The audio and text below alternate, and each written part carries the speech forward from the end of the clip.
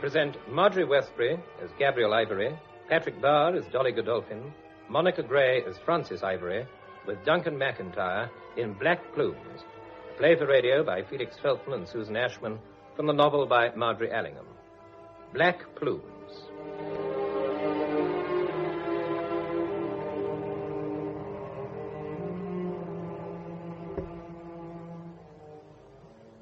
Well, my dear Frances, this is a very charming surprise. What has brought you all the way up here? I'm worried, Granny. I wanted to talk to you. Oh, I'm an old woman, my dear, nearly 90. It's not much use coming to me. When's your father coming back from China? Not for a month or two, and I must talk to someone. What's the matter? Trouble at the gallery? Yes. I don't wonder, with Robert Madrigal left in charge. I never liked that young man. And why your insane stepsister married him, I can't imagine. How is he behaving? Well, he and Phillida are staying with me at number 38. Are they, indeed? Whose idea was that? Father's. He wanted Robert to be near the gallery. So Phillida's at 38, is she? Merrick didn't tell me that. You're finding it difficult to live with her, I suppose. I don't blame you. She is a bit neurotic. That's putting it mildly. What has she done now? Darling, it's not Phillida. I only wish it were. Granny, there's something going on. Oh, there always was. Yes, I know. But this is different. Things are being deliberately broken and destroyed. The staff's going to pieces. Peterson, the old commissionaire, has resigned, and even Miss Dorset's on the verge of it. Well, you can't blame them. Now, look here, my dear. You leave business to men.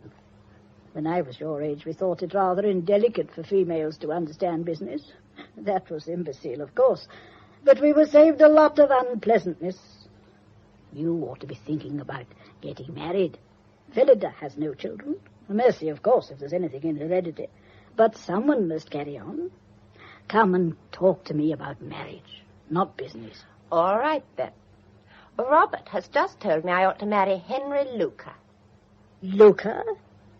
Wasn't that the little man who was rescued from Godolphin's expedition? Yes. But I thought he was a baggage man in charge of the camels, or was it mules? Oh, no, darling. Do be fair. Well, he did go out as Robert's batman, but that's nothing to do with it, and he's in the firm now. I just don't like him. Did this person have the impudence to ask you to marry him? There was nothing impudent about it, darling. Why shouldn't he? Even if he is a bit of a smart aleck. Why? Don't be a fool, girl. Your mother left you £200,000. That is a fortune. This camel man is presuming. Oh, but surely... I shall speak to Merrick when he returns. Are you staying for tea? No, thank you. I'd better get back to the gallery. Miss Dorset doesn't know where I am. All right, then. Dorothea will show you out. And for heaven's sake, take a firm line with this nasty little camel man, and with Robert as well. Oh, Miss Frances, thank heavens you've come back. Hello, Miss Dorset. What's the trouble? Trouble? A picture's been slashed, that's all. Slashed? Yes, I've been nearly frantic. Which picture is it? One of Mr. Fields. The big portrait of the Mexican dancer, number 64. Is David here? Indeed he is. He's upstairs with Mr. Robert and Mr. Luca now. Who discovered it? Old Formby. He says he went into the big gallery at 2 o'clock to speak to Mr. Robert, who was there with Mr. Luca, and everything was all right then. When they came out about 15 minutes later, he went back again and found the damage. Does he actually say that no one else was there except Robert and Luca, and that they were together? He does. But doesn't he see what that means? Don't ask me. I've worked for your father since I was 17, and it's a shame to see his wonderful old firm floundering in the hands of a lunatic, if nothing worse. I've never said such an indiscreet thing in my life, but it's the truth, and someone's got to say it. Don't worry yourself, Miss Dorset. I'll go upstairs and listen to what's going on. Well, what about it, Madrigal? Can your people downstairs patch it up? How long are they likely to be about it? Mr. Field, you can rely on us, absolutely. I can't tell you how shocked and horrified we are that this should have happened to a picture in our care. Mr. Luca here agrees with me. Don't give it a thought, Mr. Fields. We'll patch it up for you. It may be out of the show for a day or two, but that can't be helped, can it? You're insured, of course. Yes, naturally we are, fully. But in view of the particular circumstances, I mean in view of the slightness of the damage, I think a claim might hold up repair work unnecessarily. After all, the main thing is to get the picture back on show. Yes, I suppose so. Look here, Madrigal, exactly what sort of an accident was it? I have no idea. No idea at all. All right. I'm probably a fool, but get it repaired and back in its place by the end of the week, and we'll forget the incident. But meanwhile, a lover might do look after the stuff. These things are painted in blood and sweat. I can't let them be carved up indiscriminately. Quite. North is upstairs arranging for it to be taken down. Perhaps you'll go up to him, Luca, and impress on him that he must take every possible care. Oh, very well. It's a terrible thing to have happened. Terrible. Why, it's Miss Ivory. I didn't see you. Now, your turning up has quite cheered up my afternoon. Mind you wait, I'll be down in a minute. Hello, Frances. Robert? You met Mr. Field, haven't you? Oh, I should hope so. She was my first client. I painted her when she was 14. The fee Merrick paid me got me to the United States. Hence my career. Hello, Frances, love. Hello, David. I'm very depressed. Someone's been sticking knives into my beautiful senorita. It's the insult that gets one down. Hey, what are you doing now? Come out and have a sherry. It's too early. Oh, is it? I can't get used to my hometown again after years of freedom. Well, never mind. Let's go and eat ice cream. There's nothing I'd like better. Fine. We'll go now before a little consequential return, shall we? I didn't think you'd be going out, Frances. Oh, but I am, Robert. I don't get a sound offer of ice cream every day. Shall we go? Poor woman, she's starving. Righto, Ducky. Do you think you can bear up until we get across the road?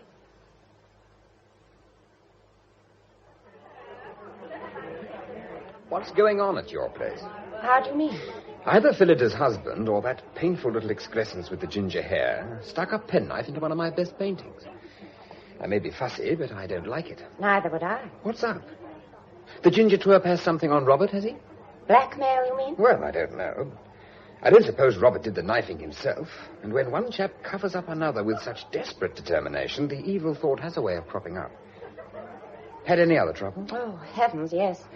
The Kangxi vase has been broken and a royal catalogue destroyed. A number of things. And each one's been a little more serious than the last. It's not good, old girl. In fact, it's damn disturbing. You're all pretty sure that Ginger is the man. Oh, yes, I think so. He's horrible. Well, who is he? Where did he come from? He went with Robert on Godolphin's Tibetan expedition. Ah, good Lord, yes, I remember. The secret climb through the Himalayan pass. I read about it at the time. They were very interested in it in the States. Robert and Luca were the only two to return. Oh, well, that accounts for it. Ginger probably saved Robert's life or something. Godolphin disappeared, didn't he? Yes, he'd broken his leg. And rather than encumber the other two, he disappeared during the night. They were at the edge of a ravine. A wonderful chap, old Dolly. Nobody but he could have persuaded your father to put up money for an expedition like that. But I can't exactly see Robert on that kind of adventure. It's odd, isn't it? The lamb returns, and the lion is left to bleach in the sun. Poor old Dolly. He'd have revelled in your present situation, by the way. Did you ever meet him? I saw quite a lot of him during the school holidays my last year. He and Phillida ran round together quite a bit. Ah, so they did. Your half-sister believed in numbers. Yes, but Robert stuck. The others drifted. Godolphin got lost, but Robert stuck. He would. There's a sort of nervy determination about him that really frightens me. Frightens you? Why? Robert wants me to marry Luca. Marry Ginger? I know it's absurd, but he has such an uncanny way of getting what he wants that I sometimes feel I might go mad and do it. This isn't serious, is it? I shouldn't stand for it. It's damned insulting. Robert's nuts, of course. Luca's such a little tick. Horrible. He makes a bit of a nuisance of himself, I suppose. That type can. They're unsnubbable. You don't like to go away, of course, because of the trouble. Frances, my love, you're in a mess. I'm afraid I am, rather. You know what you'd better do? What? Get engaged. That'll scotch all that nonsense till Merrick returns. Betrothal is old-fashioned, I know, but it has its virtues, like flannel. Any likely lad about? No one I could ask. It ought to be someone you know, or it might lead to marriage. When's your father due home? January or February. Oh, a long time. Phillida's just her own sweet self, I take it? Just about. Yeah. Well, suppose I take you out now and buy you a ring. What did you say? Well, not a violently expensive one, just decent enough to show the relation. Any good? Are you serious? Yeah, perfectly. And let's be clear about one thing. I'm not asking you to marry me, and I don't suppose I ever shall. Oh. No, you see, there's the question of money. I'm very sensitive about it. I once nearly killed an old woman who suggested I was a fortune hunter. Nonsense. Oh, yes, I did. Now, joking apart, I don't go back to America until April. So if you'd care for an engagement ring, we'll go out and buy one. What about it? Well, it would certainly settle one of my difficulties till Father gets home. Oh, but it seems such a frightful imposition. Anything to oblige an old client. That's a bet, then. We'll buy the ring, write to the newspapers, and tell the family. When the time comes, we can quarrel about the valet or something.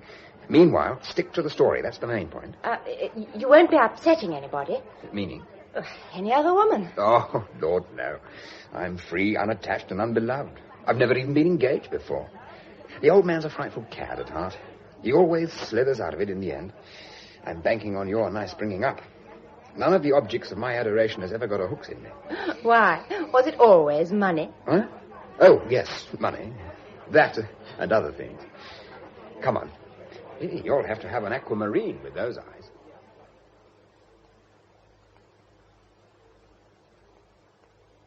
Good evening, Norris.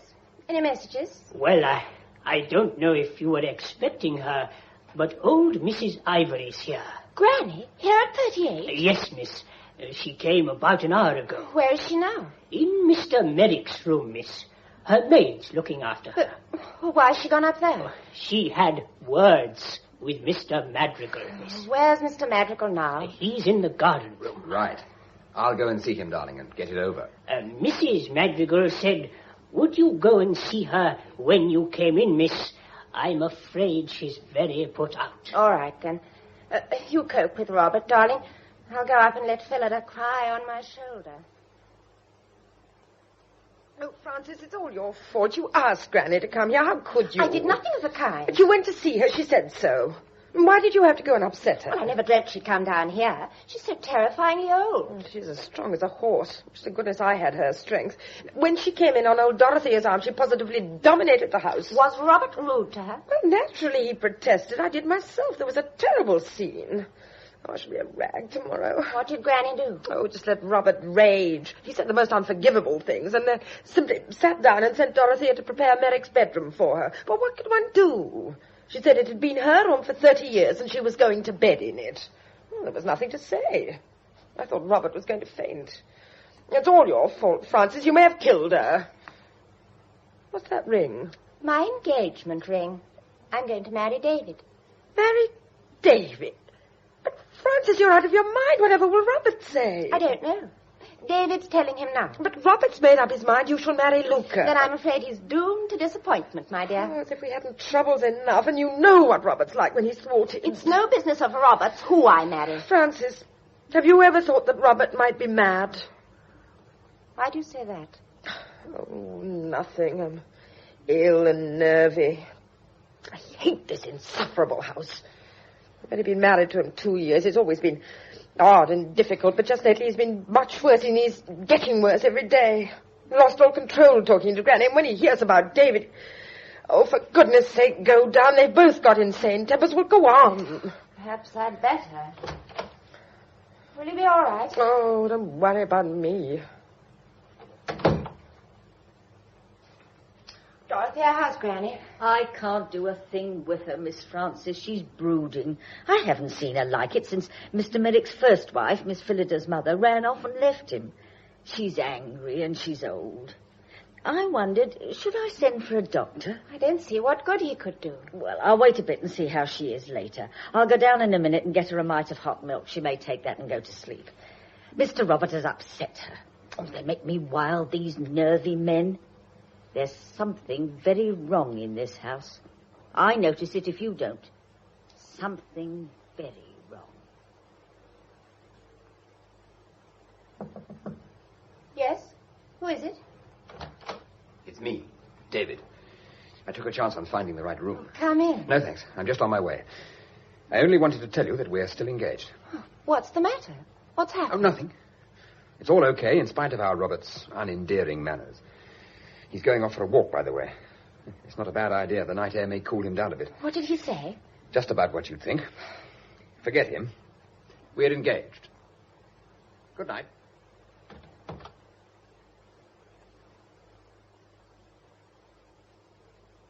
Good morning, Miss Frances.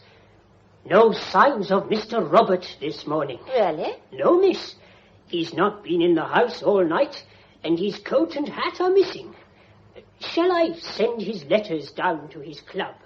It's what I usually do. Good morning, madam. Mr. Robert's not at his club, and he's not at the Surrey house or the Paris flat. Where is he, Francis? Where is he? It's nearly a week now. Why doesn't he get in touch? What's happened? What's happened?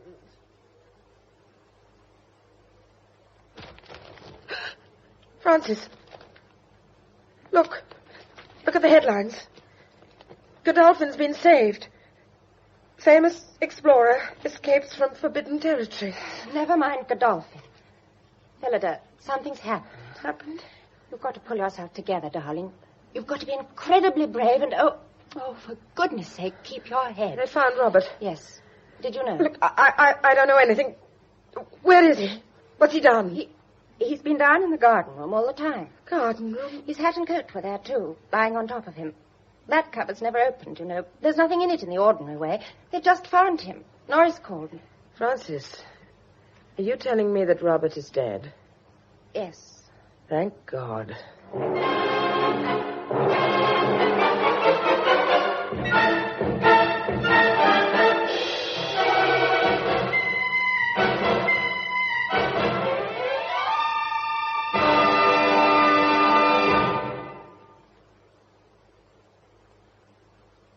Are the police here yet? Yes, darling. To think of the police tramping about in this house. Does Norris know how the man died? No. He just found him propped up there with his hat and coat on his knees. Who was the last to leave the house that night? David Field? No. Someone went out after him. How do you know? Because I heard the latch click when he went. And then about 10 minutes later, someone walked sharply down the passage from the garden room and went out of the front door. Oh, and Granny... Luca was in the house that night. I met him when I went down to the garden room. When you went down to the garden room? I went down to see how David and Robert were getting on together. I met Luca coming away from there. Oh, he was angry about something and quite insufferable. I went on down the passage, but the door was shut and I didn't like to go barging in, so I went down into the yard. And looked up through the window? Yes. Very sensible. Just what I should have done myself. And what did you see? Oh, they were just talking, you know. You saw them both? Yes, I did. Are you in love? No, I don't think so. Oh, I don't know. They say it's unlucky to marry for love. Some country saying, I think. It's very true.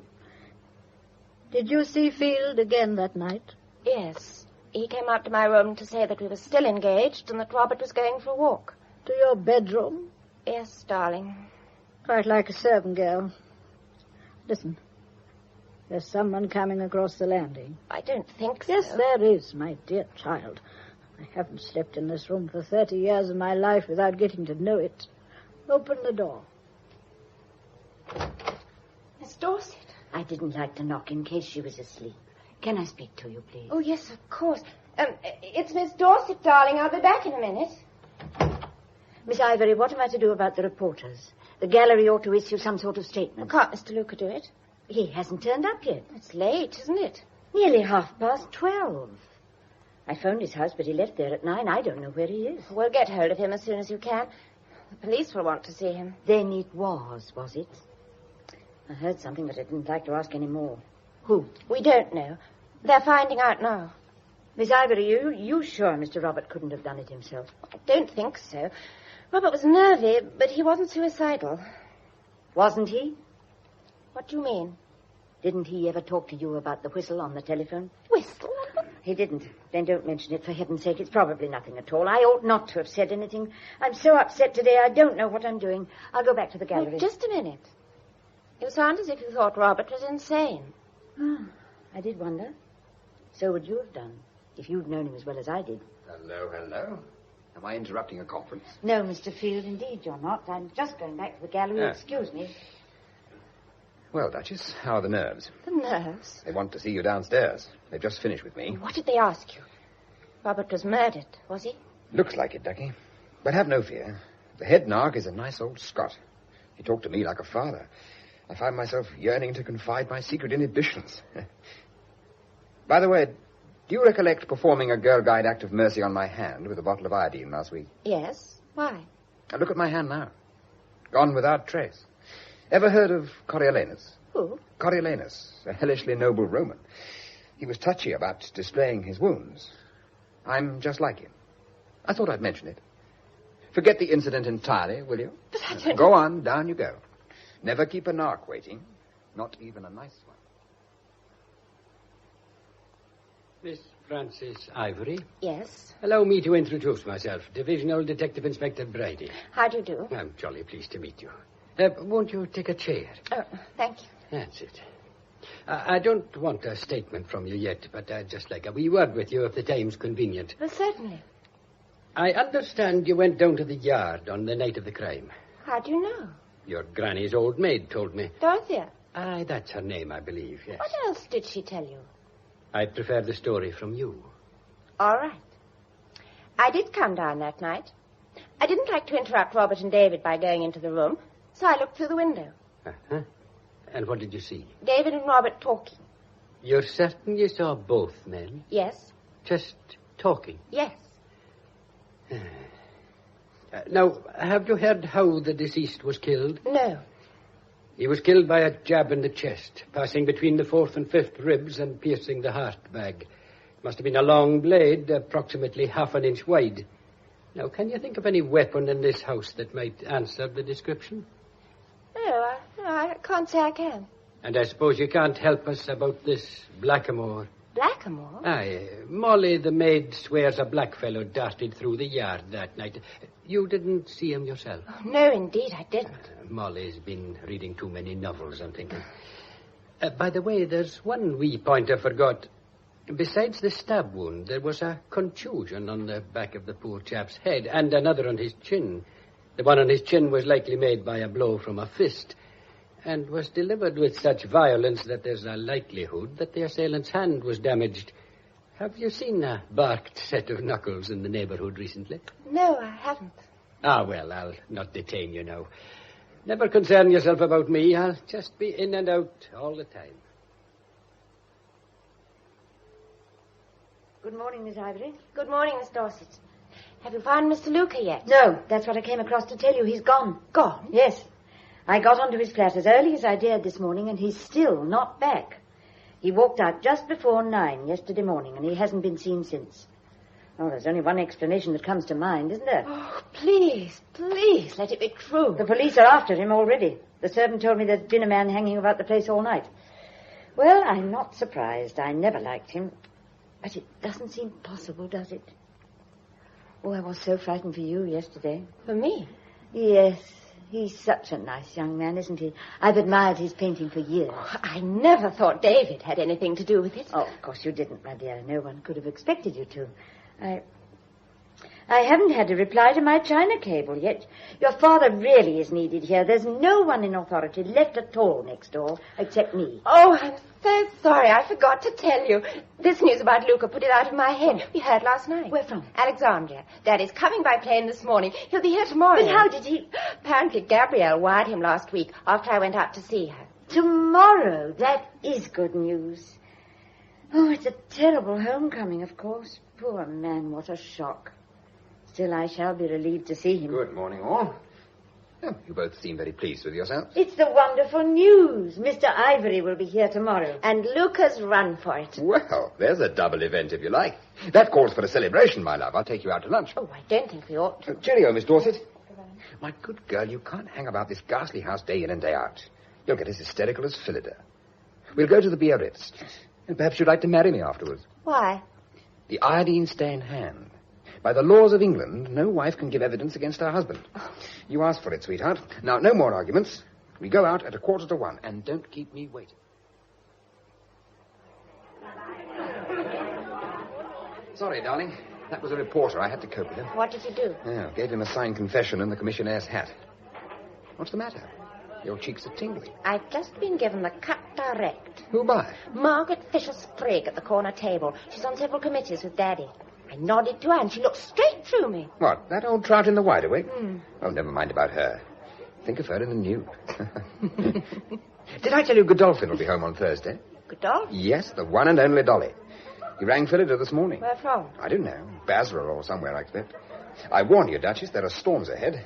Button down your sou'wester and keep your chin in. What do you mean? Well, surely you haven't forgotten what he's like. A colourful bird. This sensational return from death is typical. If there's any stirring up to be done, Dolly's the man to do it. And talking of stirring up, where the hell are those waiters? Oh, Miss Ivory, I'm so glad you're back. There's terrible news. Why? What's happened now? Mr. Merrick is held up at Brindisi. Oh. What's the trouble? A case of yellow fever on the plane. They're all in quarantine. That means he'll be there for a fortnight at least. He sounded so upset on the telephone. Had you heard about Robert's death? He just read about it in the papers. I thought he was going to have a stroke, poor man. What a frightful homecoming for him then. Oh, Mr. Field, Mrs. Madrigal sent down word that you were going to see to everything with Mr. Worthington. That's the solicitor. You mean about the funeral? Yes, I'm so glad. I'd have done it, of course, but these things do need a man. I don't know why. All right, then. I'll go down and see Worthington now. You'll want it all very quiet, naturally. Oh, I think so. Old Mrs. Ivory must be consulted, but I should think as quiet as possible. I'll go and ask her, unless you'd like to, Miss Frances. No, you go, will you? I'll come up later. I want to word with Mr. Field. Just as you say. Phillida asked me, you know. Someone's got to do it for the poor girl. It's a horrible job. Look here, David. This entire business has got hopelessly out of hand. Oh, I was only trying to be useful. I'm talking about us. Oh. Wouldn't you like to call the engagement joke off? Well, I think you'd better. You saw what happened at lunch today. We're going to be the Piccadilly lepers. You clear right out of it. I'd like to. There's nothing I'd rather do. Very well, then. Go. Darling, you're lovely. All elementary and untrodden and violets down the path.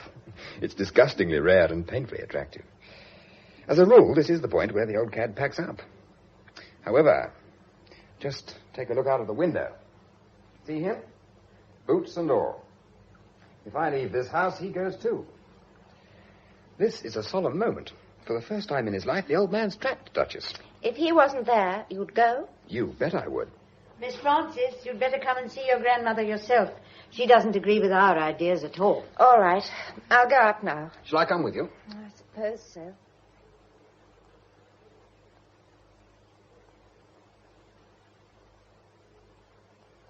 Frances, why have you brought Mr. Field? Phillida has asked him to look after things. I disapprove strongly. I'll stand down then. And it's too late.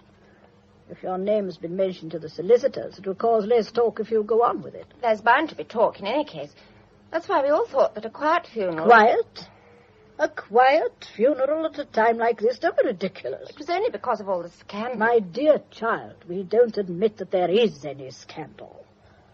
Our poor, wretched relation has died, and we owe it to ourselves to see him buried in the right way. There will be all these crowds round the house. Then, for heaven's sake, give them something to stare at. Worthington will know the proper undertaker, and tell him we'll have no truck with these tawdry little modern motor hearses. Robert's hearse shall be drawn by 6 properly accoutred black horses with black plumes on their heads. Goodbye, Miss Ivory. Goodbye, Mrs. Ivory. Goodbye. Oh, thank heavens they've all gone. At least they paid you the compliment of coming. Most of the people you asked just sent wreaths. Granny was right, you know.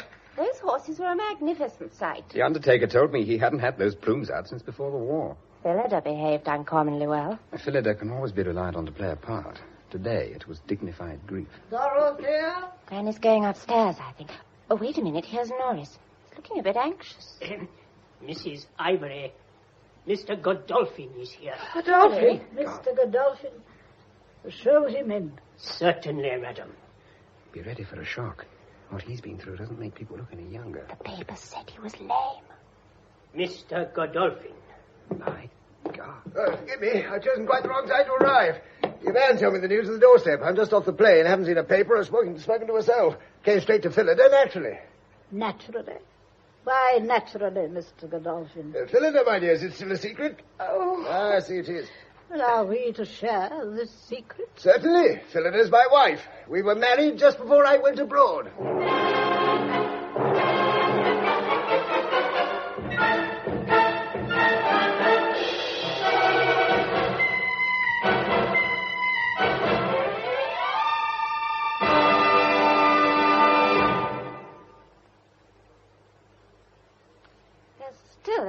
breakfast room? It's 40 minutes now. Do you think we ought to go in? Leave them. They're the two people it concerns. They'll come back when they're ready.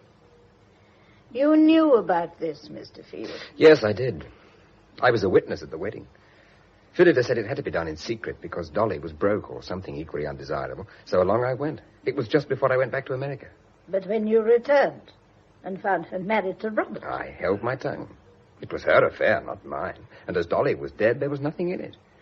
I did come and see her last week and implored her to get hold of Dolly and tell him.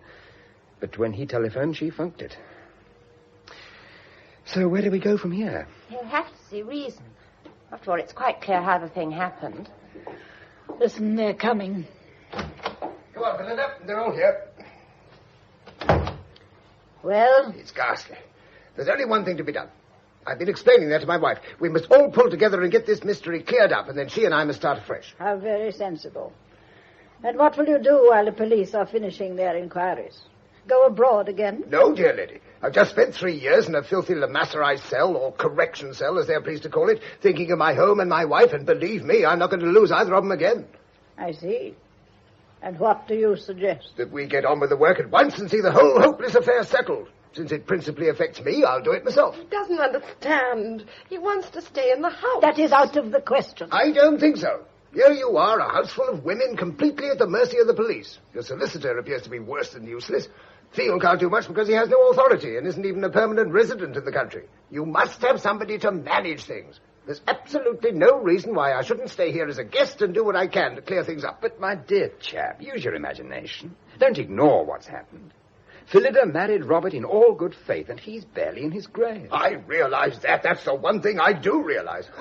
I'm sorry, but you forget.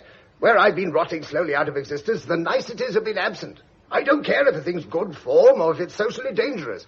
I want to take Phillida away. She's my wife, remember, not Robert's. If she won't come or can't come away with me till this blasted mystery is cleared up, then I'll clear it up, and no one on earth will get in my way. Is that plain enough? If you won't have me in the house, Mrs. Ivory, I'll stay in the nearest hotel, but if you've any sense, you'll use me, not frustrate me. Thank you for your kind offer. Yes, Mr. Godolphin, we shall be very pleased if you will consider yourself my son's guest for a few days. Thank you. You will behave like a guest, of course. You're very wise. Yes, I'll behave. I'm very tired. Now, Dorothea, I'll come presently, but not yet.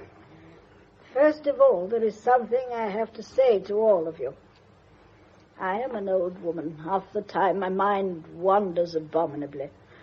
But at this particular time, I think I may be seeing things more vividly than any of you because I have one great advantage.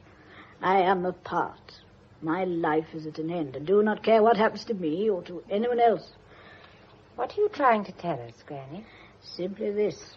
You have all developed one great weakness during the past hour. You all share a secret, previously only known to Phillida and Mr. Field. Marriage, you mean? Yes, Mr. Godolphin, your marriage. Somehow or other, you have all got to keep this secret from the police. I don't agree. I'm against secrets. If we hadn't kept our marriage a secret, this wretched complication would never have cropped up. I say tell the police. Regardless of consequences? What consequences can there be? As far as I can find out from Phillida, poor old Robert must have died last Monday week, just about the time when I was lying under a mass of stinking goatskins being smuggled over the border in a mule train. As Robert died, I came to life. Phillida never had two husbands at once, so where's the immorality? Surely the police are human and reasonable. No, darling, no, don't tell them. Why ever not? You don't know. You don't understand. I think Robert guessed about you and me in the last 6 months have been hell, absolute hell. You see, Mr. Godolphin, Phillida should not be allowed to talk, should she? Anyone can see what's happened to Phillida. Robert happened to mention my name by chance one day, and that started up a neurosis. Look at her, poor darling. She's a mass of hysteria now, and must have been for months. You can take me up now, Dorothea. My dear Mr. Godolphin, don't forget one thing. The police are very unimaginative. You must be careful. Given that story, they might almost consider poor Phillida had a motive, mightn't they? Your arm, Dorothea.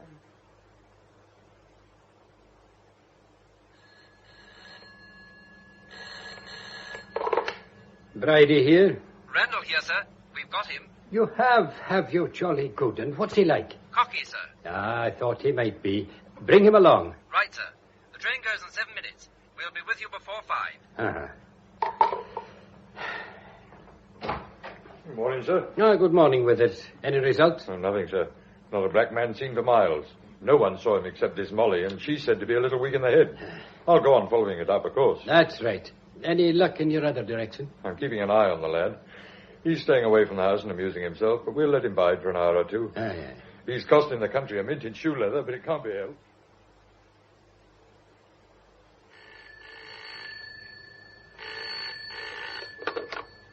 Hello? Hello, Duchess, is that you? David! Why on earth haven't you been round? Why haven't you been round? Oh, funk, I suppose. Will you come out and eat with me tonight? Oh, it's so embarrassing. But I rather thought we ought to meet. A gossip writer phoned me this morning to ask if our engagement was still on. Oh? What did you say? I was very upstage. Put on a nice blue dress and I'll fetch you at 7:30. Gabrielle says we're all to wear black for a month. Does she indeed? Good for her. Have you got a black evening dress? Yes. 7:30 then.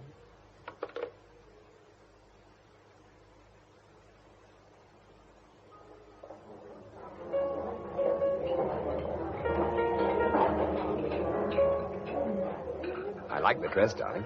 It's just right in this studied pretentiousness. Do stop looking round like a hunted fawn, though. I'm sorry, David. Don't worry, there's not a soul in this room who can spare a second to recognize anyone but themselves. That's the strength of this age, individualism. Excuse me, sir. Hello, what's this? A note for me? From the table in the alcove, sir. Well, I'll be jiggered. What is it?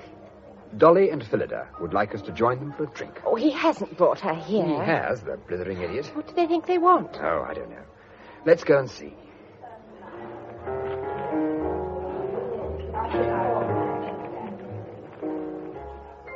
Do sit down, will you? Very queer you should have decided to come to just this one restaurant, isn't it? I don't think so. We probably chose it for the same reason. It's not overcrowded with our particular set. I think you're both mad to come anyway. Cigarette? No, thanks. That's rather a sensational diamond, Phillida. It's new, isn't it? Dolly bought it. Dolly, you are nuts. You'll get the girl arrested. Now, listen to me, Field. I was going to talk to you tomorrow, but we could have it out here better than anywhere else. Frances ought to be in it, too. What's the trouble? This is straight. You can be absolutely frank with us. There's nothing we won't do for you, but we must have this thing settled. Did you kill Robert? My dear chap. That's not an answer. When you're fit to walk without that stick, I'll be happy to oblige you. I take it you're asking for horseplay. You still haven't answered me. No, Dolly. I did not kill him. You were the last person who could possibly have been with him. You came out of the garden room and told Francis he was going for a walk. That's common knowledge. I did. I thought he was going out. Damn it, I fetched his hat and coat from the hall for him. You fetched his hat and coat? Yes, I did. Oh, don't be so damn dramatic about it. I fetched his hat and coat and chucked them on the table for him. Why? Because he asked me to. Do you honestly expect anyone to believe that? No.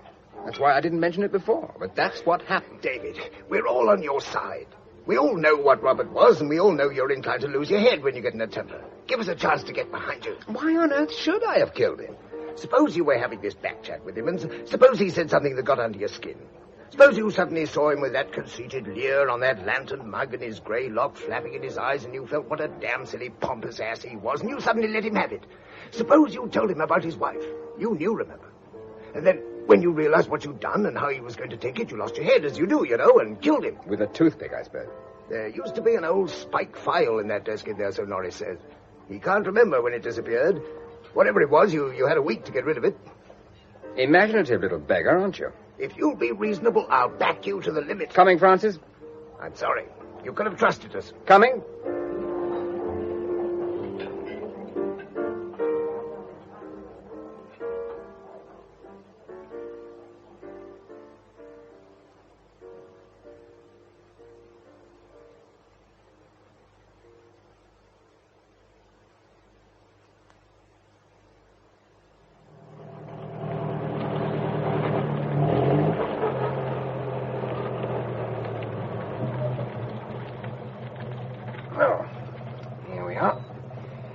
I'm afraid Master Godolphin put a bit of a damper on the evening.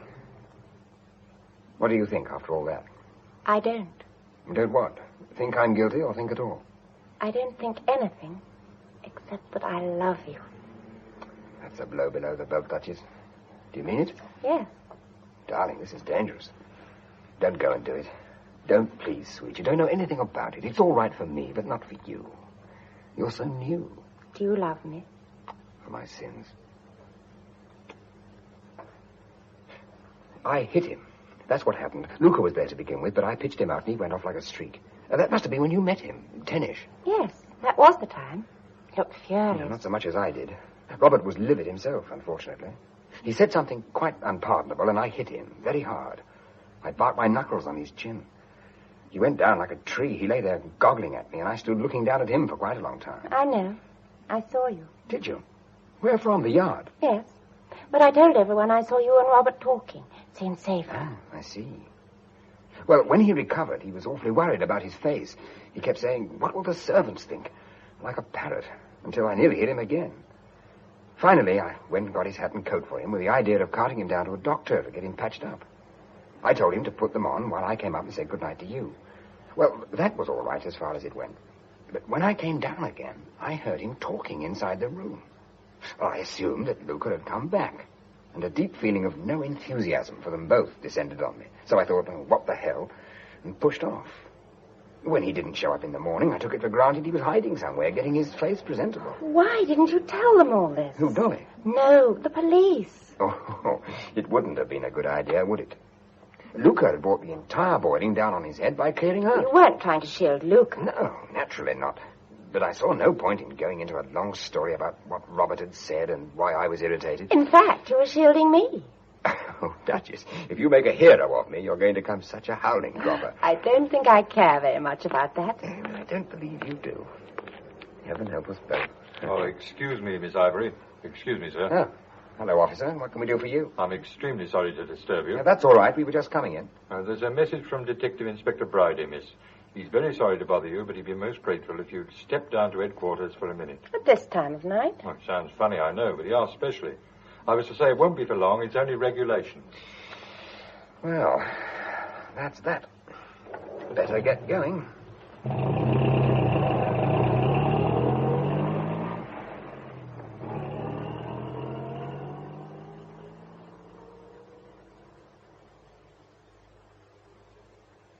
Well, this is a fine time to ask you to come see me. Did you think you were coming to jail?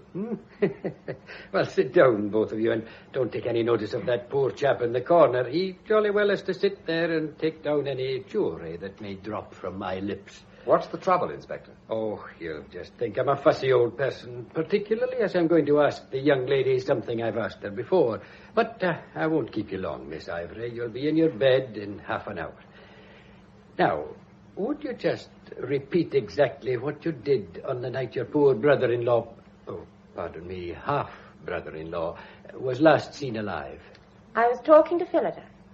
Then I met Dorothea on the landing, and then I came downstairs. Now, what time would that be? Just about 10. Then I passed Mr. Luca in the hall. Wait a minute. You're sure you passed Mr. Luca at that time? Perfectly sure. And then what? I went down to the yard. And what did you see?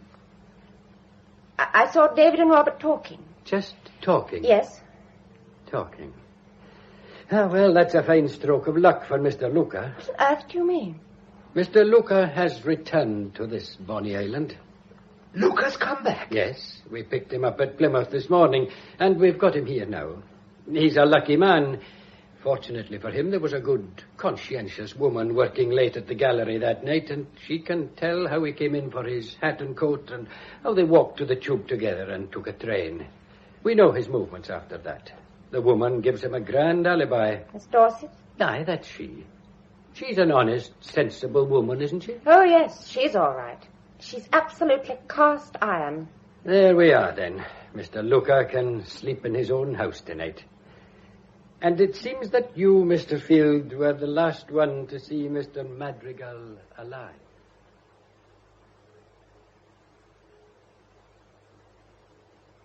Good morning, Miss Frances. Some letters have been left by hand. This one's yours, and this one's for you, Mr. Godolphin. Same handwriting. Who are the others for?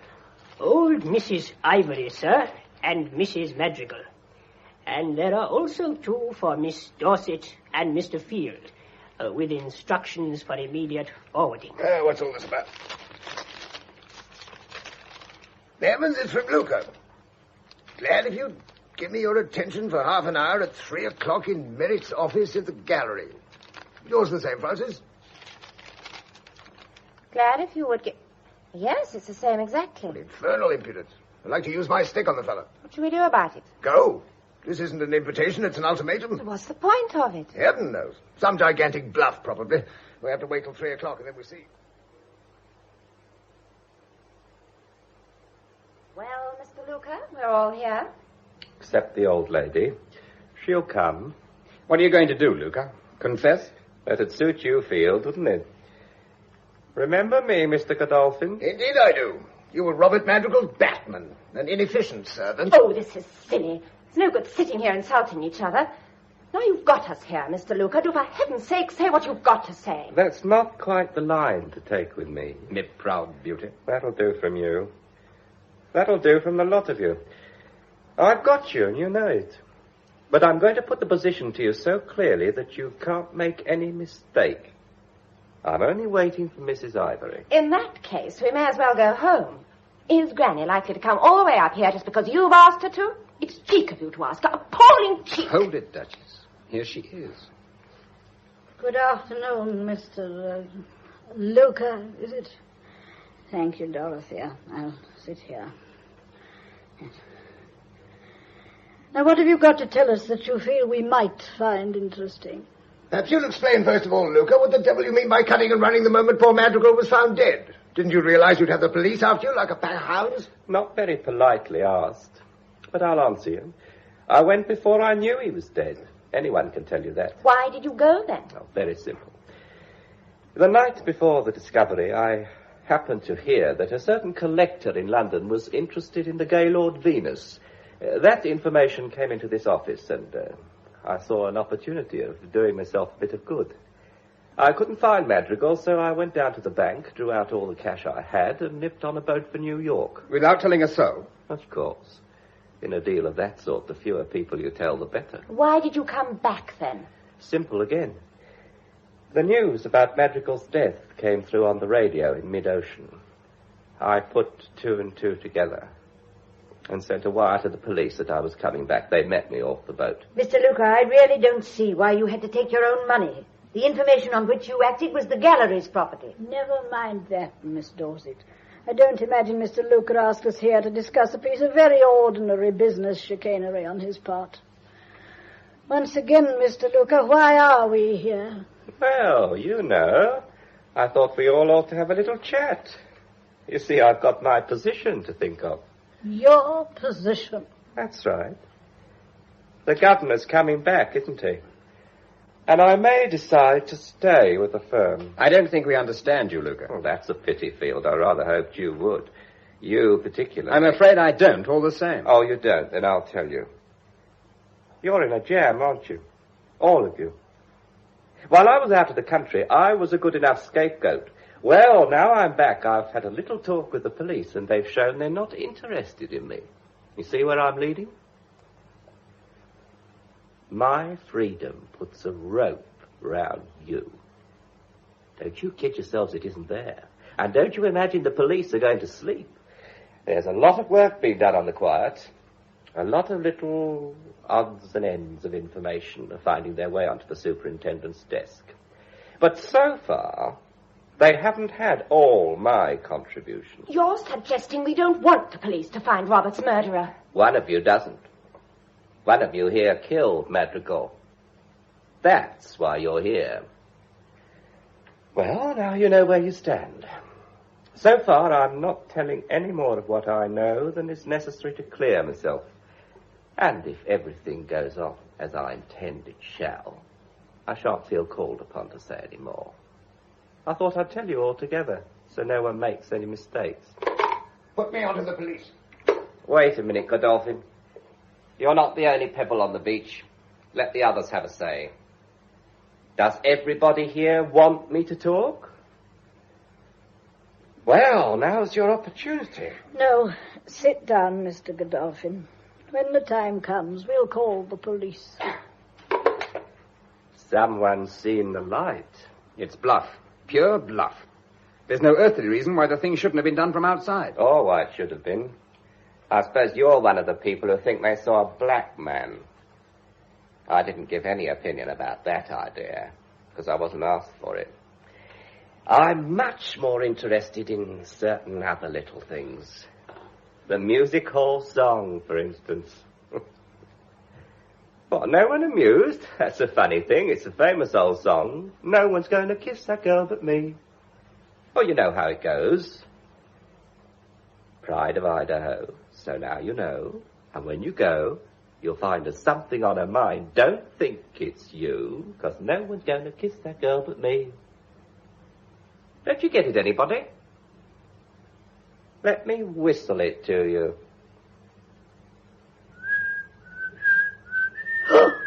The whistle on the telephone.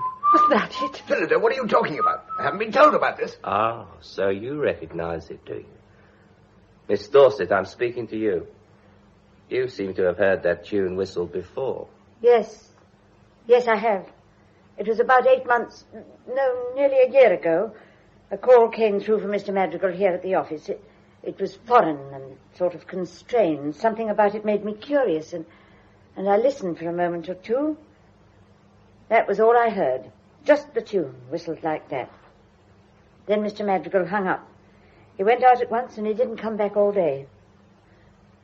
I never saw him quite the same after that. Miss Dorset, that doesn't sound like you. I mean, it's a fantastic story. It's melodrama. Pull yourself together. What really happened? It's true. Phillida. Yes, it is. It often happened, or at least he thought it did, and it became an obsession with him. He used to dream about it. I thought he was out of his mind, and when I told Granny, she thought I was mad. And now Miss Dorset's telling you, and you're looking at her as if she was mad. Quick, somebody. Phillida, stop it! Stop it, stop it! All right. No need to go off the deep end, Phillida. If you all say it did happen, I'll accept it. I knew Robert pretty well, though, and I can't say I saw him as a nervous wreck. You saw he wasn't pulling a leg? Oh, you're on the wrong tack entirely there. Why'd you say that? Robert had changed. Last time I saw him, that's exactly how I should have described it. A nervous wreck. I only heard it once. You said that, Miss Dorset. Yes, but I always knew when it happened by the way he behaved. It was only last summer he began talking so wildly about it, and I began to think he was insane. There's nothing insane about it if Miss Dorset heard it, too. Exactly. That's my point. Well, there you are. That's all I'm telling you at the moment, but I've got a hunch it's going to be enough. You can ring up the police, any of you. But all I say is, make sure your best friend wants you to. Well, now, I won't detain you. I dare say you'll all feel like a little discussion without me. I'm sorry I can't offer you this room, but I'm going to be busy. However, the rest of the mausoleum is at your disposal. Miss Dorset, I'll have a cup of tea here at 4:15.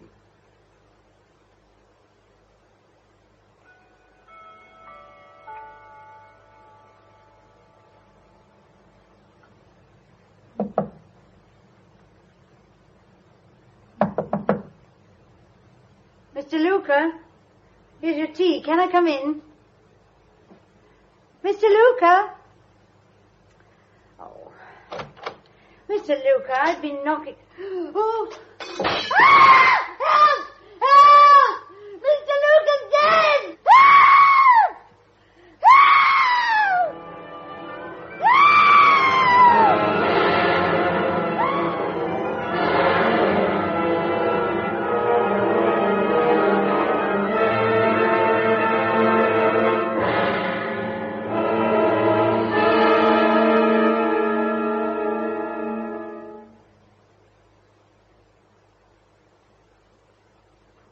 Mrs. Madrigal. Poor Mrs. Madrigal.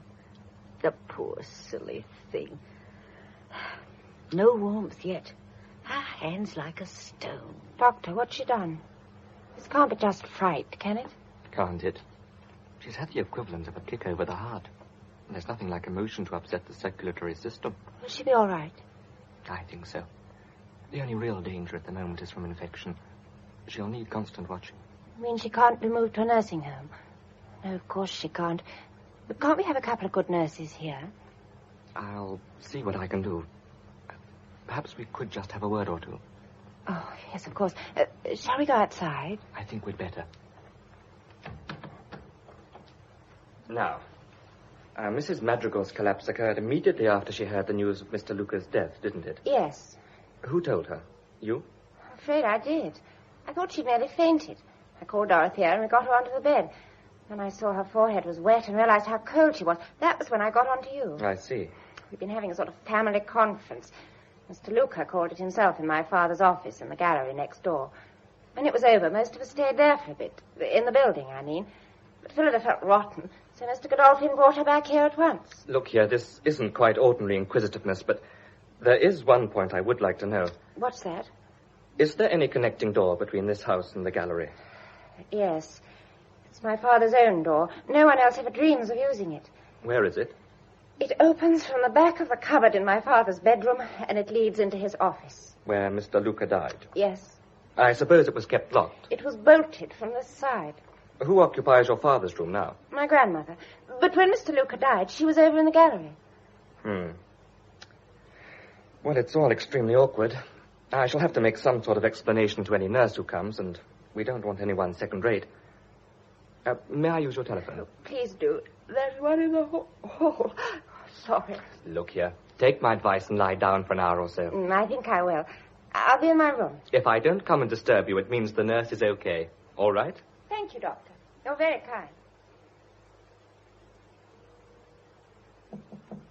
Doctor? It's not the doctor, miss. It's me, Dorothea. Oh, come in. I've just heard something I think you ought to know before anyone else. Poor Mr. Field. What's happened to him? Oh, be brave, my dear. They've got him. Oh, no. Molly got it out of the policeman on duty at the back door. They found his address and sent and took him down to the station.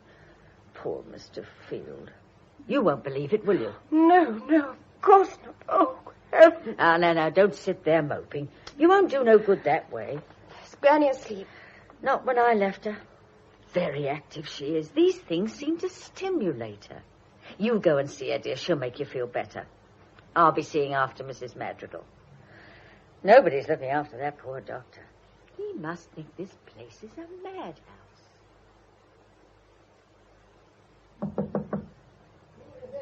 Frances, can I come in, Granny?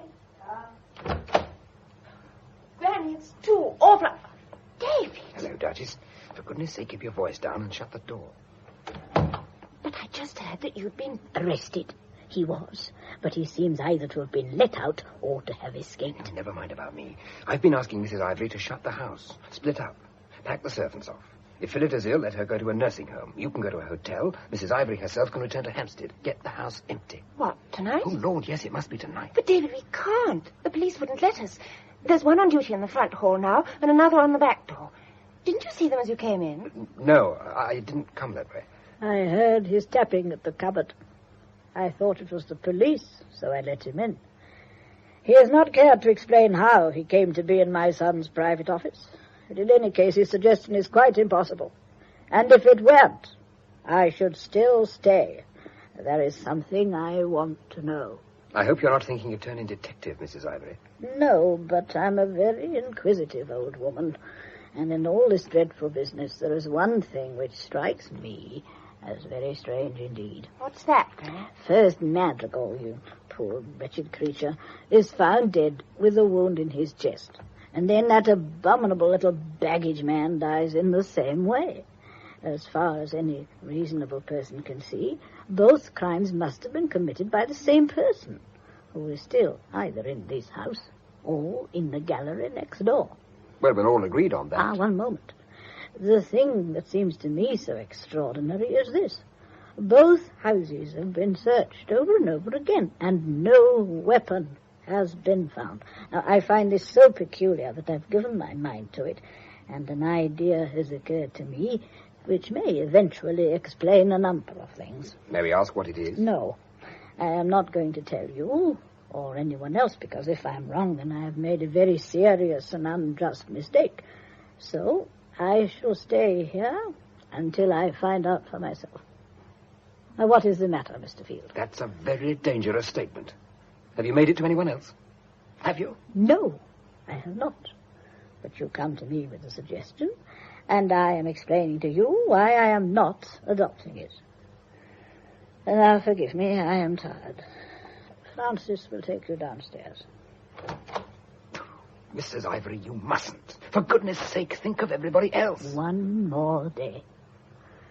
One more day. David, what did she mean? One more day. Keep your voice down. Now, quickly, is there a fire escape to this house? Oh, David, no. Sorry, Duchess, but it can't be helped. Where's the bolt hole? Up the back stairs onto the roof, then over the parapet to the next house. The gallery? No, the other way. It's only offices, so there's no one there. The ladder goes down at the back. You'll have to drop the last 8 feet. Oh, be careful. Come with me. Where? Holland. God knows what I'm letting you in for, but come and we'll risk it. It's pure selfishness on my part. Why? Oh, darling, at such a time. Are you coming? Oh, how can I? Phillida is ill. Granny's alone. I can't. I must stay with them. Yes. Yes, of course. Frances, be careful. Don't hear anything, don't think anything. Turn yourself into a mindless vegetable and keep your grandmother quiet. Never let her be left alone, not for a minute. You're going to Holland? Oh, damnation, I shouldn't have told you that. That's the one thing you must never tell anyone, never whatever happens. Promise. Word of honor? Yes, yes, of course. Word of honor. Goodbye.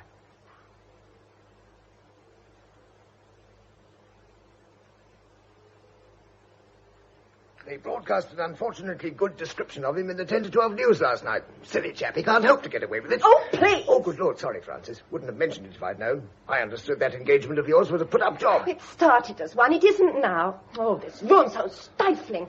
Can't we pull back the shutters? Want to have all those crowds staring at us? I'm not an animal in the zoo. I like my breakfast in peace. Francis. Yes? You're kidding yourself, you know. I'm not. Oh, yes, you are. You're so young you don't realize it. Love does get one, but there's nothing in it. You get bored to tears with that chap Field if you know him for long. He's a painter. All painters have a sort of romantic glow about them, but they're silly, oversensitive beggars when you get to know them. Impractical, too. Oh, look at this wild flight of his. What's he got to fear? There's not a shred of evidence against him the police could prove. You're well rid of him. Oh, hello, Miss Dorset. I made Dorothea come down. She must eat something or she'll drop. You've got some coffee, Norris says. Yes, how poor you sound, Dorothea. Who's with Granny? The nurse. Mrs. Madrigal's asleep. I only wish her grandmother was. I don't think she's closed her eyes once all night. She's overexcited. I thought she was going to fly out of bed when the police asked if Miss Dorset could come through the cupboard door. Your coffee, Dorothea. Why did you come that way, Miss Dorset? Well, the inspector thought it would be better if I avoided the street. The crowd's waiting, hoping to see a woman. Me? My dear, it's Mr. Field running away. They don't think, you know. They just get hold of a dramatic idea. Never mind. It's going to be all right. What do you mean? Mr. Merrick's been released and he's on his way. Daddy. Oh, thank heaven. I've just heard, so I had to come over. When will he be here? Any time after 4. I nearly broke down and cried when I saw the message. It's what I've been praying for. Do you mind if I join you for a wee minute? Oh, come in, Mr. Bridie. Will you have a cup of coffee? No, not for the moment, thank you. Any news of Field yet? Not a word of him, that silly young juggins. Do you think you'll get him? Oh, yes. No doubt about that. It's just a question of time. It's a dickens of a job to escape us. It's those wretched journalists who are the bother. Most tenacious chaps. There was one on the roof just now, and no young lady to help him either. Well, cheer up. It's a fearful business, but we're nearing the finish. I'd like to think so. There's absolutely no question about it. There's just a little anxiety for the next few hours, but you'll be able to sleep easy in your beds tonight without a chance of being murdered there. Can you say that definitely, Inspector? Quite definitely. 4 o'clock, that's the hour. We'll all know a great deal more about this jiggery-pokery by then. Oh, by the way, Miss Dorset, for your information, all the telephone lines in this house and the next have been tapped for some time. Right. I don't know why you should have to say that, I'm sure. 4 o'clock, then. That's 0 hour, is it? That's correct. And what are we to expect in the meantime? Nothing, please God. But I'll ask you all to be in the drawing room half an hour before that, as I have a few things to say to you. Everyone? Servants and all. Not old Mrs. Ivory. I'd very much like her there. No, she shan't. She's old. Her mind's not right. She'll work herself up and say things she doesn't know she's saying.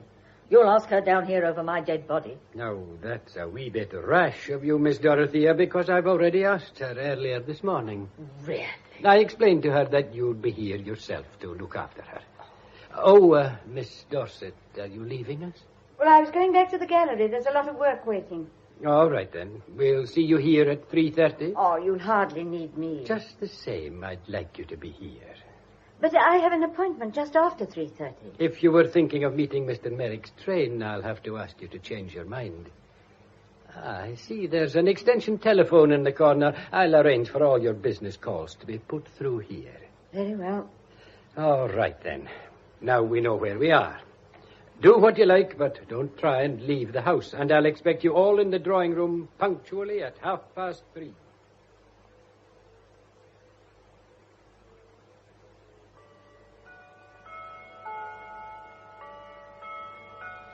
Well, now, I'm not proposing to keep you all here in silence, so I've decided to give you a sort of general lecture on the two crimes. And when I come to any bit I'm not so sure about, perhaps you'll give me your intelligent cooperation. Will you do that? All right. It sounds an admirable plan, Mr. Bridie. Thank you, Mrs. Ivory. Now, since you're none of you professionally skilled in the art of investigation, I'll commence my observations with a few general remarks. I want you to get into your heads a half-finished jigsaw puzzle. You can see by the shape of the hole which is left that you need a human head to complete the picture. A human head with a recognizable face. Oh, dear. What's that, Miss Dorset? Nothing. Please go on. The missing pieces of the puzzle are held by different individuals, and as soon as they're all on the table together, the little juts and corners will begin to fit, and the face will gradually appear. It's jolly ingenious. Jolly good work, sir. However, the first thing to do is to define the outline of the head. The background of the picture has to be built up, and the main art of this piece of construction is to weed out all unnecessary matter. Maybe I'm too complicated for you? On the contrary, we find you extraordinarily clear. Go on. I'm glad to hear it, ma'am. We'll now descend to the particular. A fortnight ago, Mr. Robert Madrigal was found dead, and on the same day, Mr. Henry Luca sailed for New York. As soon as he received word of the occurrence, he returned home and was examined by me, and I accepted his alibi. The next day, he called a conference of his friends and relations of Mr. Madrigal, and was himself mysteriously murdered by the same weapon which had killed his chief. We now cut out the unnecessary factor. The murder of Henry Luca does not merit our serious consideration. Why do you say that? Because he was a blackmailing scoundrel. We have evidence that during his lifetime, Robert Madrigal paid out considerable sums of money which coincided in amount and date with sums paid into Luca's account. What about the slashing of David's picture? That and other incidents before it were Luca's way of showing Mr. Madrigal that he was serious in some new and iniquitous demand. What was his hold over Robert? We don't know. But we do know that when he returned, he shared an almighty secret with someone else. He knew who had killed Madrigal, you see. When he called that conference yesterday afternoon, he made that fact jolly plain to someone in the room, and within an hour, he was dead himself. That's a simple story. What about the motive for murdering Madrigal? That's the first piece of the puzzle we need.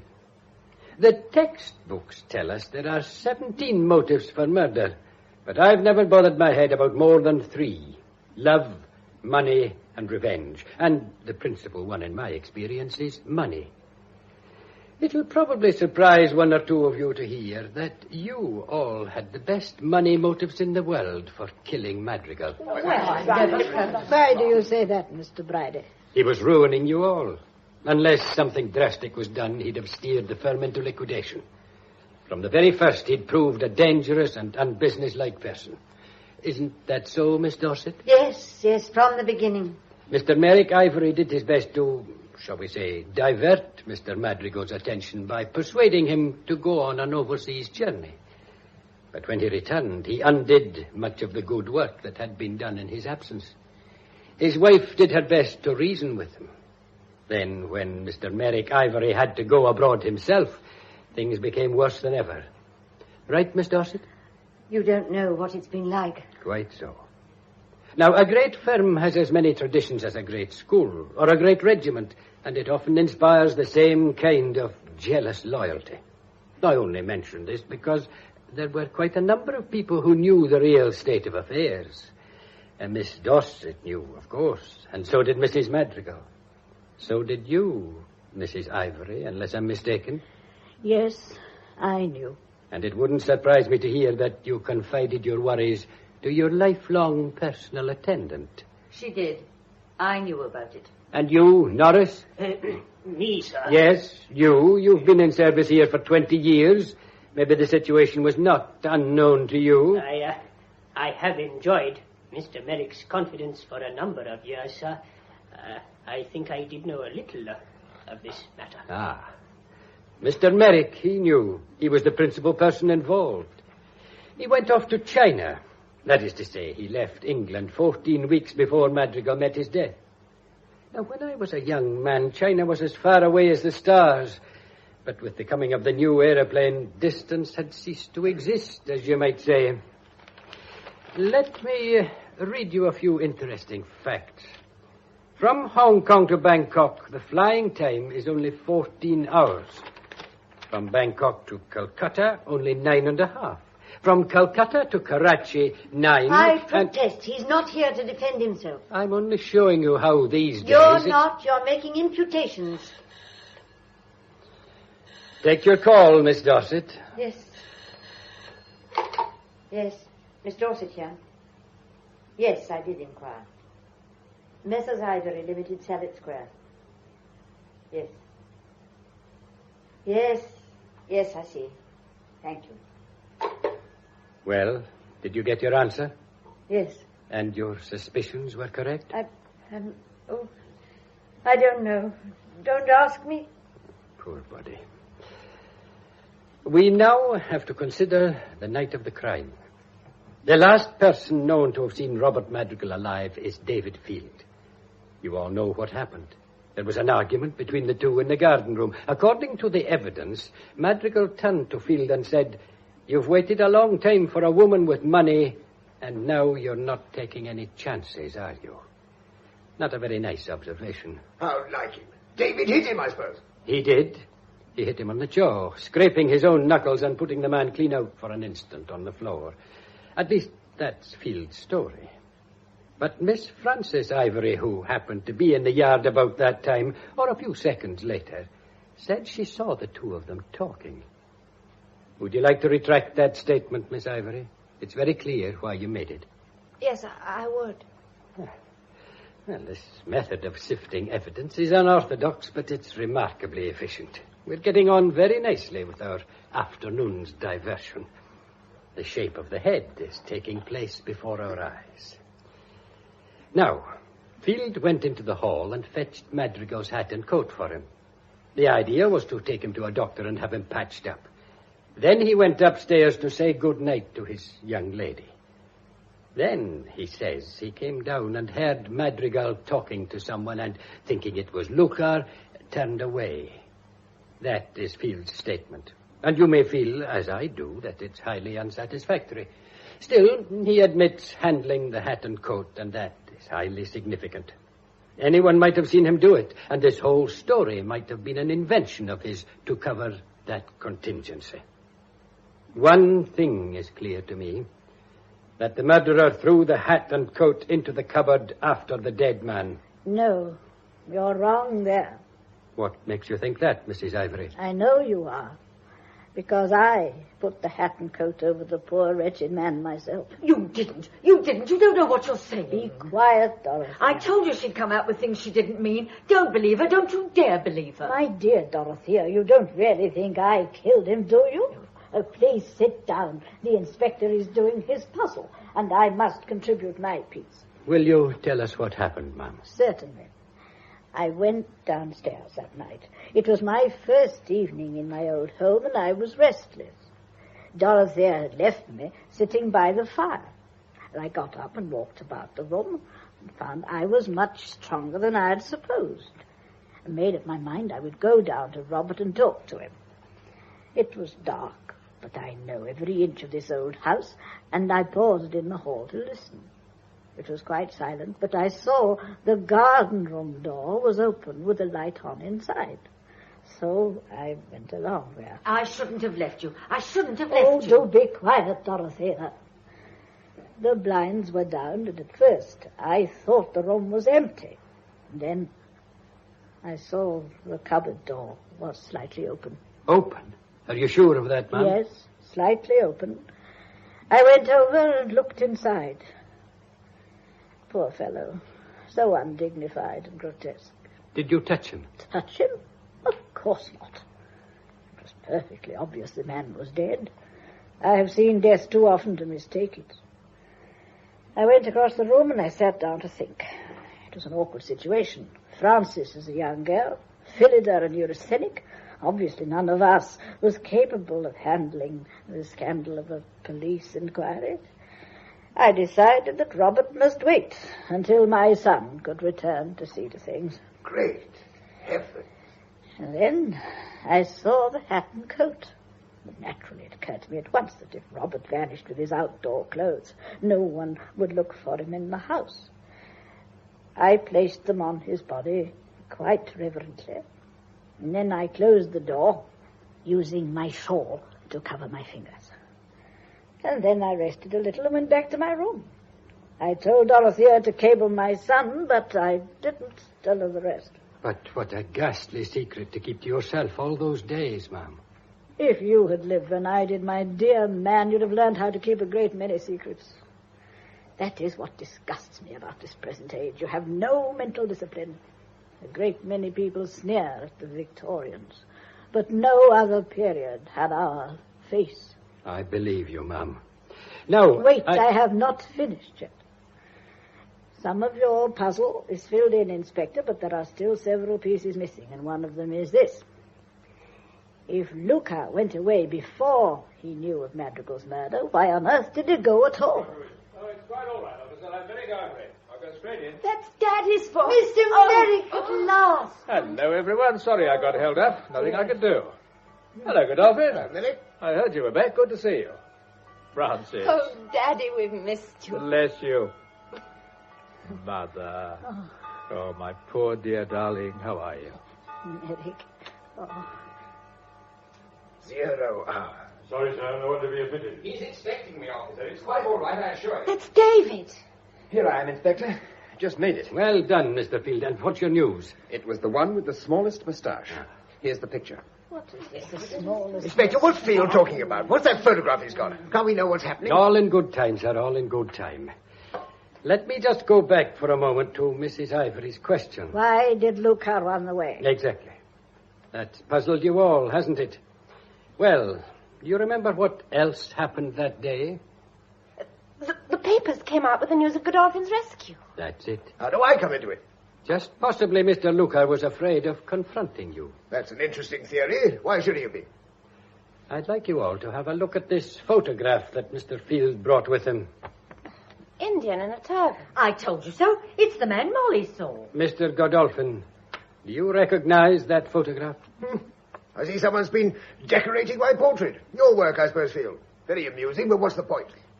5 people at Amsterdam airport recognized it as the passenger who arrived there on the day that Robert was murdered, and who took the 5 o'clock plane out again the following morning. I'm sorry, Dolly, but you could have done it in the time. Can any European remember the difference between 2 Indians? Like 1 or 2 other people, Miss Dorset became suspicious when she discovered that Mr. Godolphin, who left England penniless, had returned from an unsuccessful expedition with money enough for diamonds and motor cars. Come on, Miss Dorset. Don't be frightened. Tell us what you found out when the Nestor Traders Association phoned you just now in response to your inquiry. I found that the Bank of India had guaranteed him up to £90,000 on the surety of someone called Habib ul Raput. Well, that's partly true. Raput Habib of Penang is a good friend of mine. I did him a service and he guaranteed me when I came home. But I'm afraid you're not going to get my face fitting into your infernal puzzle. Why on earth should I go to these energetic lengths to kill Robert in England?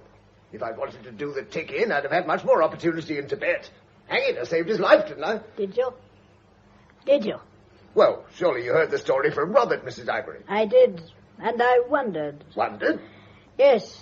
In my time, I have met the kind of man who sacrifices himself to save his friends. And he has not been your kind, Mr. Godolphin. I see. You don't believe that I broke my leg up there in the mountains? Oh, yes. Robert could never have made that up. He told it too vividly. What I wonder is, whether you really made your heroic sacrifice or whether you did nothing of the kind. I wonder if it was really a story of great cowardice. I wonder if Robert left you. I wonder if he gave you a blanket and a tin or two of provisions and left you screaming to him in the snow. I wonder if he dragged Luca on with him and when they returned to safety remembered the magnificent story of gallantry to cover his own cowardice. And I wonder if that was the hold Luca had over him, Mr. Godolphin. Witchcraft! A genuine witch at last! Well, suppose you're right. Prove it. Prove he left me. Prove I froze and starved and rotted till a gang of priests picked me up. Prove that I came back to England with Raput Habib's papers. Prove I hid in a shed in the yard. Prove I killed Robert. Prove I killed Luca when he got us all together and whistled Little Dolly Daydream, the song he tortured Robert with until to kill him was an act of charity. Prove I killed him, Mrs. Clairvoyant Gabrielle. What with? With your stick. My husband had one just like it. It is a sword stick. You're not lame at all. Right again, witch! Now, out of my way, all of you, or I'll cut you to ribbons! Oh, no, you don't. Out of my way! Come careful, he'll cut your arm off. Leave him to my men outside. Out of my way! Get hold of him. Bring him down. Come on now, you can't get past that! He's in the street. Open the windows. He's through them. He's running for it. Get after him. That taxi. He hasn't seen it.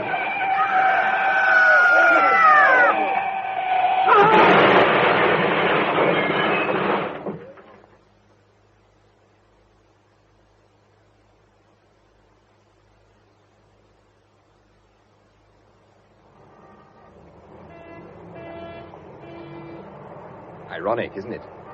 Risks his life all over the world and then gets knocked into the next one by a London taxi. Do you want to go in? Not yet. It's restful out here. Poor old Dolly. He had great provocation. And guts, too. Did Phillida guess, do you think? I'm sure she did. You knew, too, didn't you? Yes, I knew. When? That night he called us over to their table and accused me, do you remember? He worked himself up describing the scene and suddenly gave himself away. How? He talked about Robert's grey lock flapping in front of his eyes. Now, Robert went grey in the last 6 months of his life. He told me so. As soon as Dolly mentioned it, I knew he was describing a picture he'd really seen. I was so startled, I thought he'd seen it in my face. Where did you get the picture of Godolphin? From the foreman of the framing department. He keeps a collection of celebrities. I worked on the theory that when Molly said a black man, she might mean a high-caste Indian whose ancestors were discussing theology while her own were leaping from twig to twig. I was busy with my paints and things when the police came. I'm no hero, you know. I spilt every bean I had. Jolly good job. Believed me enough to let me go and see your grandmother, but he wouldn't hear of me going off to the Dutch airport. That's why I had to cut and run for it. Did they trace you? No, I don't think they even missed me. That was rather degrading. I phoned Bridie from Amsterdam, and he sent over a couple of men to do the dirty work, interviewing the stewards and so on. I was pleased with myself when I got back, I can tell you. Trust your granny to steal the thunder, though, by exposing the sword stick. Oh, that was incredible. It was also very neat on Godolphin's part. As long as you think a man's lame, you expect him to carry a stick with him. Well? Well? It's on our minds, isn't it, Ducky? I suppose so. What are you going to do? Invest your poor mamma's fortune in the grand old firm and bestow yourself on the lowly and not impoverished painter, setting forth in April for a new world with the dawn in its radiance, beckoning you to a fresh and glowing love life. I think you're abominable. Are you going to? You'd have the shock of your life if I didn't.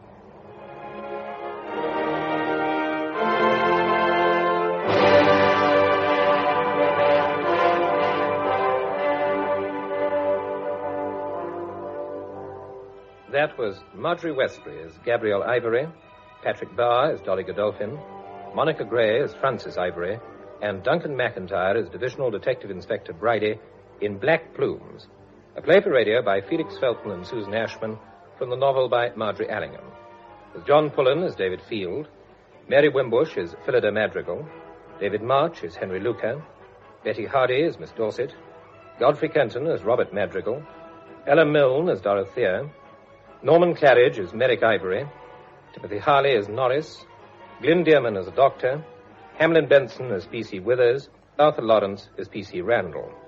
The production, which was recorded, was by Audrey Cameron.